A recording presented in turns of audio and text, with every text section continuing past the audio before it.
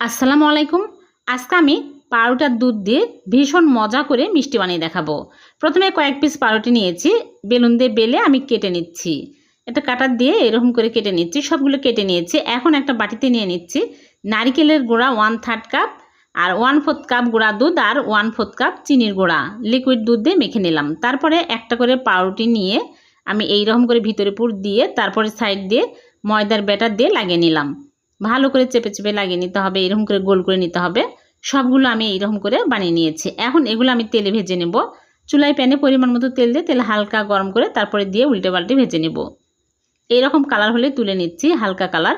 এখন আমি এগুলো মালাইয়ের মধ্যে দিব। চুলায় আগে থেকে 3 কাপ লিকুইড দুধ জাল করে ঘন করে নিয়েছি।